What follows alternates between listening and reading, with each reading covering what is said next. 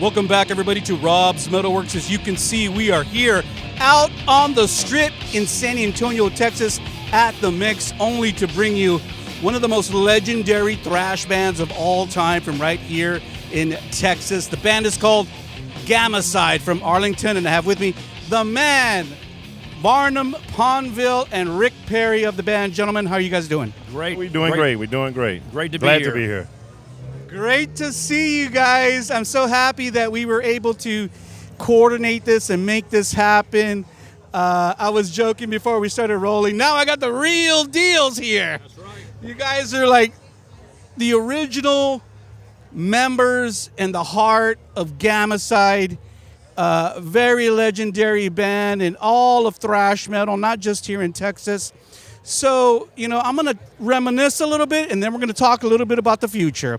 Right. So, first of all, you guys started in the 80s, in 86, had a nice little run till 92, and then it just kind of fizzled out. Despite the fact that I know both of you guys continue to play metal, why did you guys close the door on Gammacide at that time?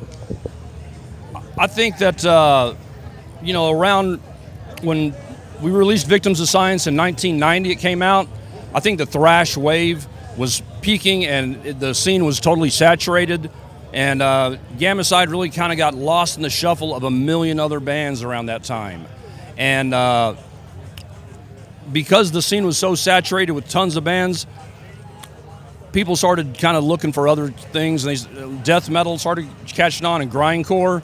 A lot of the labels, we were trying to get a second record out, but all the labels they were interested in was death metal back then. So thrash was kind of going out. It wasn't the metal, it was just the thrash. Yeah, correct. Yeah, we could have changed into a death metal band maybe and kept going, but we didn't want to do that. We're going to stay true to our thrash roots. So, it was just time to call it a day, I think. And we all still love playing music, and we all kept on doing other things. But it was time. Gammacide had run its course at that particular time. Yeah. But you guys kind of played in other bands. So, Varnum, you were in Cauldron, and then you went on to play in Puncture. That's right. Those bands were pretty heavy. Oh yeah. They were heavy, and so you guys still wanted to continue to stay active as musicians. yes. Yeah. Oh yeah. Correct. Absolutely.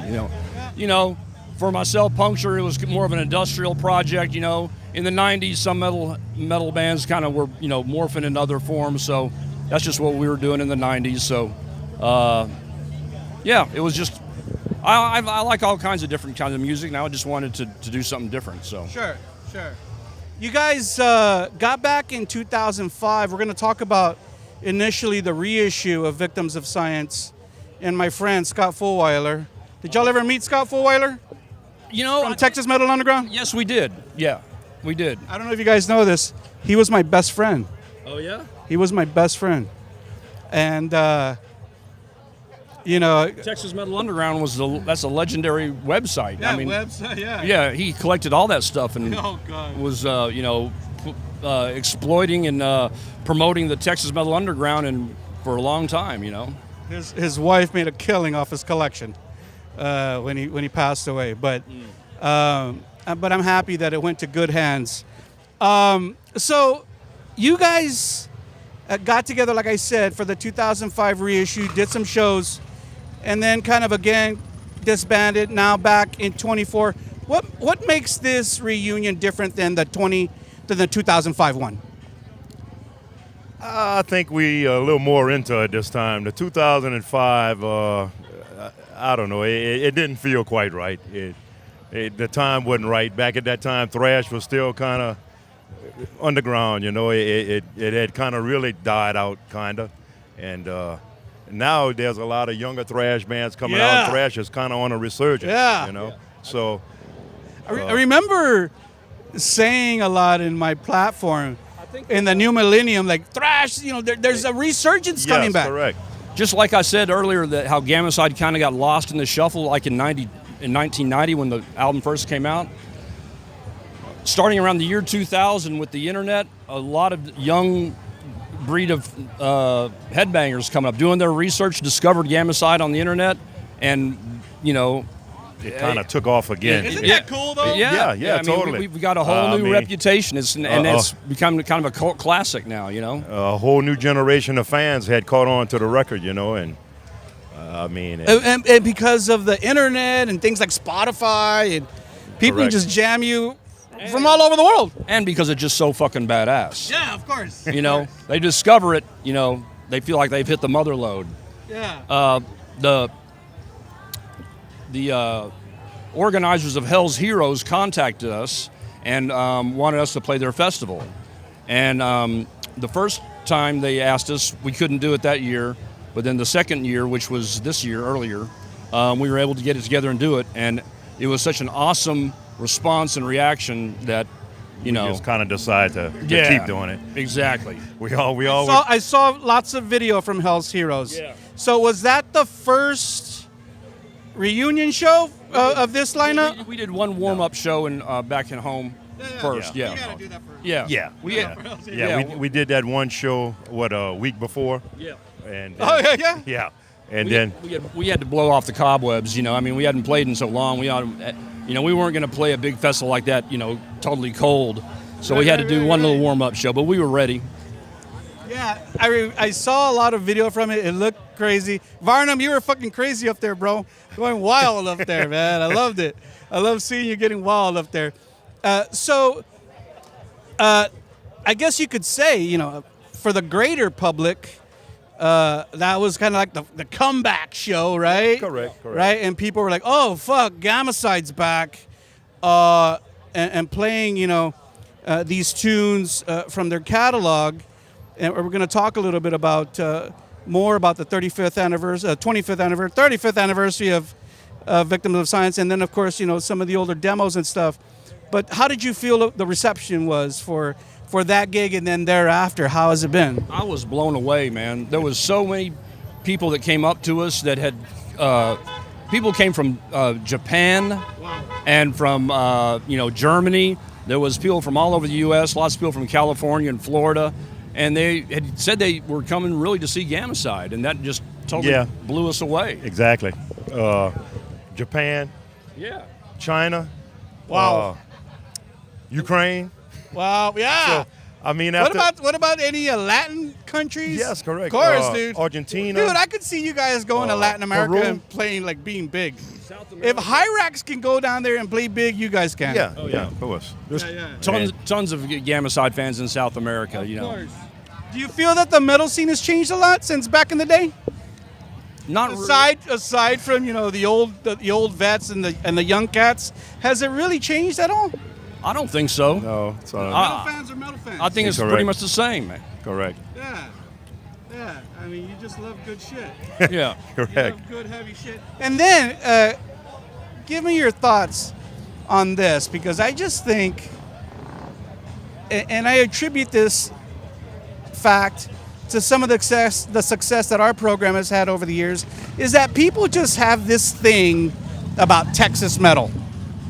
Yes, Texas metal has always, Texas has a big history of being independent and doing things our fucking way. Yeah. And I think people recognize that in the music too. And we weren't trying to copy like New York or California. We were doing it Texas style, and I think it just has a little more balls to it.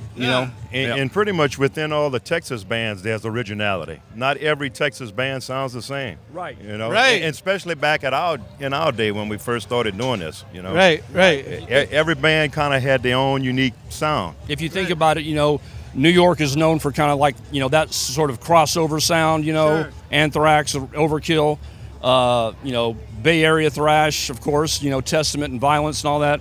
Texas, you had everything from, rigor mortis to Watchtower to all kinds of different... Solitude Eternus. Solitude Eternus, right. So, It's countless. Right. Countless metal correct. bands. Correct. And I'm so happy to add you guys to our repertoire, because, like I said, even though we had a chance at Shelby's and Blue last year, I wanted to get you guys. So I'm so happy that we're able to chat, because you guys are definitely old, from the old school and originators. And it's great to see too, like, a lot of the bands from the same era as Gammacide are also coming back and doing big things too. Like Dark Angel was just here like a few weeks ago. Yeah. I saw Dark Angel in Dallas. It was a great show. Yeah. So it's great to see some of these cats come back. And of course, not every original member comes back, but the heart of it comes back, and that's a beautiful thing. Let's talk about why we're really here, and really, you guys are out on the road celebrating the 35 years of Victims of Science. Jeez, man, does it seem like 35 years? It's hard to believe. Yeah, it's hard to believe. It doesn't quite seem like 35 years to me, but when you start to really look back and see all the stuff you've done in between that amount of time, then it kind of adds up. But kids or adults. it's amazing that that people are still into it, and and just the fact like at that Hell's Heroes Festival, all these people, young kids coming up to it. These were people who weren't old enough to even have known Gammacide. Right. And I said, how did you find out about us? And they would say, oh, my dad was into Creator or Slayer, and I just started doing my research, man. I found you guys. I love it, So, a whole new crowd is into it, and I don't know. I think it's maybe because Gammacide was kind of obscure back in the day. It becomes kind of like more of a rare, treasured thing, Like a cult thing. A cult classic, yeah. It's a cult classic. Right. Yeah. Yep. If you want to be known as a real thrasher, you have to have Gammacide Victims of Science. Of course. I didn't have the original stuff, but I'm going to talk about this in a bit, but I got the whole Contamination collection. Yeah. Which is everything, right? Yeah. We're going to talk about that in a bit. And then right now I was inside at the merch booth, and you guys have like vinyl and shit of Victims. So I'm like, what the fuck, man? God damn, I'm going to spend a lot of money with you guys tonight. Vinyl's made a comeback, Oh, yeah, just like Gammacide. That's right. Isn't it weird? It's weird, right? People are making cassettes too now. I don't understand it, but I think there's a hunger and a lust to go back to those old days. People, even if they weren't alive back in those days, they want to re-experience it. Nostalgia is not a bad word. It's not. No. It's not a bad word, right? No. I don't think so. I love it.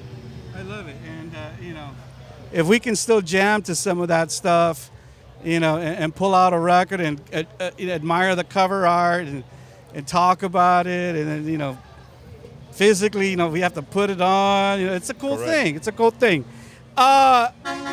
So in 2005, the reissue of Victims of Science came out, and I want to clear this up because I was a little confused because I've heard different things, but I think I know the right answer.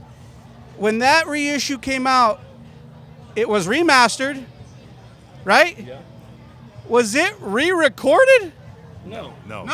Okay, see, I saw somewhere that they said, oh, it was re-recorded. I was like, I don't think that's right. No. It was just remastered. Yeah, it was just remastered, and we added the songs off the 91 demo. Yeah. And we did record 2 new songs. I'll say new songs. They were new at the time of being recorded, but we had written them back in probably 91, 92. Right. It was we had Against the Grain and Vapor Lock, 2 songs which we never got a chance to record before we broke up in 92, and so we recorded those in 2005 and added those to the re-release.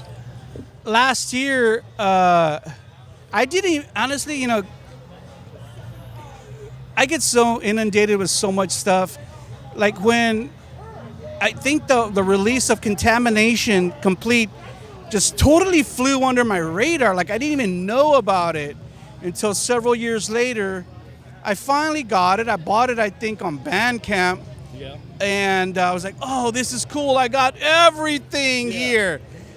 So what more does the Contamination Complete have than the reissue? What more does it have? It has the original 87 demo, and it has a DVD with a couple live gigs on it and a booklet. That was just something that the Italian label FOAD had contacted us and wanted to put together something like that for us, and that was a very cool, I thought a very cool honor for us to be recognized that way. Super cool. Yeah. And I'm sure they sold a lot of copies in Europe. The packaging and all is stellar. Yeah. It's got very nice booklets and Yeah. the Well, it was Green vinyl and it all. was cool for me because I'm like, okay, I got everything here. Yeah. I got the demos, the fucking 90, Yeah. the 91. I got all the music The we had ever remastered recorded shit. up until that point was on there. beautiful. That's beautiful. And that, where would you tell people to buy that digitally? Like Spotify or is that on Bandcamp? I bought it on Bandcamp. That's sold out. Yeah. Oh, Yeah, that's sold out. I'm glad I got a copy. Yeah. One of the things too, and I was talking to you guys about this before we started rolling, because I saw some footage from the first night of the tour last night in Austin. Yeah. And then I'm like, holy shit, the guy with the gas mask comes out in the beginning, and he's and Varnum said it's the Fallout guy, the Fallout guy. And that's so cool, because fans like visuals, and you guys have always had kind of like this theme for Gammacide, obviously because of the name, but about environmentalism and toxicity and violence. How did that happen? We didn't want to be a satanic death metal band. That's right. we wanted to find something, all the thrash bands back when we formed were writing lyrics about murdering posers or Satan. Kind of and we tried to find fantasy something type else. stuff, Yeah. and we wanted to be more based in reality. Yeah. Yeah. I think it's cool because you have a theme for Gammacide that you guys can always play off of. And I find back in the day we didn't really play on that as much as we should have. Yeah. I remember back when I first saw Iron Maiden opening up for Priest, they just had a roadie come out with an Eddie mask at the beginning, and he just went like this, at the very beginning of the concert. Yeah. I said, man, we could do something like that, just have a guy with a gas mask do the same thing. So, it just reflects the whole toxic waste theme, and people love it. My guy, He might be here tonight. Oh yeah. Well, my guy over here, he's my young guy in my crew. I was telling him about the Fallout guy. He's like, Rob, is he gonna splash stuff on the people in the crowd? I said, I don't think they go that far, but he's up there. No, we have to adhere to government regulation. Right. Can't be shooting stuff out. Now, you guys have like this huge archive of songs, and with the technology today. And the different tunings that metal guys are doing today, has it ever crossed your mind to re-record some of these older tracks modernly? No, we Not were kind re-record of talking about. No. We'd rather write new ones. Yeah. Good. Yeah. And I say that because there's bands that have done that. I think Exodus has done that, and I don't think any of those have ever been successful, in my opinion. I would agree. Yeah, it's hard to beat an original. I would agree. You're when you're 25 and the recording technology is as it was back then, you try to go back in and try to make it all perfect. Yeah. It's not going to be cool, Yeah. Why fuck with a masterpiece, right? Right. Correct. Yeah. I mean, I remember when Exodus re-recorded "Bonded by Blood" with the new singer. Yeah, It wasn't didn't much sit fun. right. No. No, Paul Bailoff, it didn't sit Bonded by right. Blood is one of the greatest thrash albums ever recorded. I'm going to interview Gary Holt next month. He's going to be here for some Comic-Con thing. Ask him about that. I always try to keep my interviews light, and jovial. I don't want to fucking piss him off. But yeah, that was not a good move. No. I would agree. Like the Billy Milano interview. Very. That interview was great. Did you watch it? Oh yeah, it's great. He was putting it all out there, so that was good. He was. And I think just like Billy Milano, Gammacide has kind of been one of those bands where you didn't always strive to be accessible. It's like we want to be heavy, we want to be intense, and if people on a grander scale don't get that, Yeah, correct. that's okay. Dude, like I said, the record companies were always in New York and California. No one was paying attention to Texas, and we just figured we're just going to be as heavy and fast and intense as possible, and let people notice us that way. We never wrote a song with any intention beyond the fact of what we wanted to do. Right. Right. Right. You know, nobody. We never had the idea. Well, we have to write a song like this to gain popularity. Let's do a catchy one. You know, It never crossed our mind, even to this day. Not that they aren't catchy. I still think I still think that they're well-written songs, but yeah, they're not. The intention was never to become popular by writing a song. No. You know? That's another reason I think Gammacide resonates with the kids these days, because they know when they get a hold of that, it's like, this is the pure uncut thrash. For you know, sure. I mean, Raw and fucking in your face and Yeah. super fucking speedy and heavy. yeah. That's it. That's it. Completely unacceptable to the mainstream. Right. If you're jamming Gammacide, you're a real fucking thrash fan. Exactly. Yeah. Exactly. And God, that's why like I'd love to see you guys go to Europe and play all those countries over there, because they just love that shit over there. Yeah. They love it. They love it. Well, we would love to do that, and we've submitted to some of those festivals over there. yeah. We'll see what happens. Wow. Yeah. Hopefully It'll happen. Hopefully next year we. This summer. Summer 26. Yeah. It's It'll happen. It's a really kind of a weird situation to put out an album 35 years ago and now be touring on it. You know. So let's talk about, thank you for that segue, Mr. Perry. Let's talk about the Toxic Thrash Invasion tour that you guys just started last night. Like I said, I saw some footage from Austin. So cool that you guys are putting on this tour with the Black Mariah guys, right? Yeah. Who are on the road with you. Tell a little bit, share a little bit with the people out there who can still catch this tour, a little bit about what the agenda is and what the purpose is for this tour. Now, aside from celebrating the 35 years of, the record. I think just because, I mean, like I said, when we were at the festival, all these people from other parts of the United States were coming up and telling us how much they loved our band. It made us realize that there's people out there that still remember us and had never had the opportunity to see us live back in the day. Right. So it's a thank you to the fans.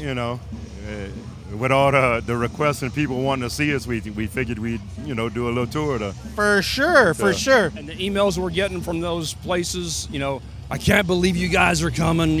I never thought I'd have a chance to see Gammacide. It's going to be so cool. So there's going to be, I don't know how many people there'll be in some of these cities, like Virginia or North. Playing Baltimore, Chicago, Brooklyn, Atlanta. These are big markets, bro. I don't know who's going to show up, but I know that the people who do show up are going to be diehard Gammacidal maniacs. Yeah. Just like the fucking guy. Did y'all know that guy that just showed up? Yeah. Yeah.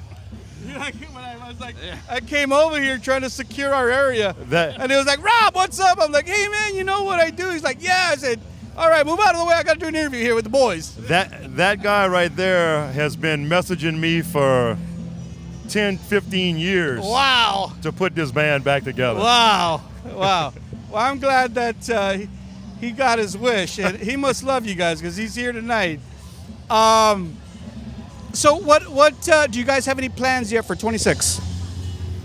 We're writing some songs, and we're going to see what happens. As far as shows, any more shows? We don't have we have one show booked with. We're going to open up for DRI in our hometown day after Thanksgiving. Nice. Yeah. Oh, that's cool. Yeah. So that'll be big. Yeah, that'll be that's the only show we have left for this year after this tour, and we have nothing for next year. But nothing for next year. We'll probably be doing something though. Yeah. Okay. So you kind of led me into my next question about new music. Is that the plan? Yeah. Me and Scott sat around yesterday or the day before yesterday. Yeah. Before we left to go on a tour, and we kind of gathered up some of the songs ideas we had been working on, and said, well, we've got maybe 5 or 6 songs that are in a good state. I know the Shell Beast is like in this mindset where like he just wants to go forward and do shit, right? Yeah. He's like, I don't care, Yeah. The tenure that I am in my career. I want to continue to do shit, create music, do shows. Like he's all into it. Yeah, man. Well, so when we that's first cool. started talking about getting back together and doing the Hell's Heroes, it kind of came to the forefront of that. You know that we all getting older. Yeah. A lot of our friends ain't here no more. No. So We were talking about that earlier. we can't, yeah. you can't fuck around and miss the opportunity to do it. Yeah, I'd love to see you guys put out a new record. You know, in the old days, the idea of 60-year-old men playing thrash metal did not exist. You know, because all the thrash musicians were in their early 20s. You know, The 60s is the new 40s, bro. Yes, so apparently, but I mean, all those blues guys, they kept going into their 80s and 90s. You know, sure. So I think thrash metal or metal is the same way. I think it's all a matter of... So now, and there's young kids and grandpas. You know, it's a multi-generational thing. Yeah. It's a beautiful thing too. Yeah. And back when I was coming up, I could have never imagined my parents coming to a show, bringing me to a metal show. You know, it's a whole different generation of kids. You know, people our age are taking their kids to shows, but I could have. Well, even when we used to go to concerts back then, you never seen no people our parents' age at a gig. No. You know, Never mind being on stage. That's cool, man. You know, as long... This is the thing, too. Like, we hit our 30-year anniversary in June, and, sometimes I think about retiring, and my girl or my guys, they say, like, Rob... You look too good, Rob. They're like, why do you want to retire? Do you still like doing what you do? And I'm like, yeah, I still like doing it. Then why are you going to retire? Exactly. Right? yeah, I see no reason to stop. I mean, if people like it and we like it, that's all that matters. For sure. Metal's always been that way anyway. It's kind of an insider thing. If you're in the know, if you know it when you see it, people can spot a fake, and if they know something's real, they latch onto it. Yeah. And I think there's no reason to stop. No reason to stop. Guys, thank you so much. Thank you so much for sharing and taking time to chat with us. Before I let you go, any last words? Let's start with Varnum. Any last words, any thank yous, any love you want to share with the people out there? Oh, we just want to thank everybody for coming out to the tour, and we're glad to be able to play these songs for you 35 years later, and we hope to see all you out there on the road. Yeah. I think he said it all, man. All right. I look forward to the show tonight. My boys and I are here to work, so we're going to videotape, we're going to take photos, and we're going to document it for the future and for future generations. So long after we are gone, people will still be jamming to fucking Gammacide on Rob's MetalWorks. Remember, everybody out there, you saw the man Varnum and Rick Perry of the band Gammacide, only right here on Rob's MetalWorks.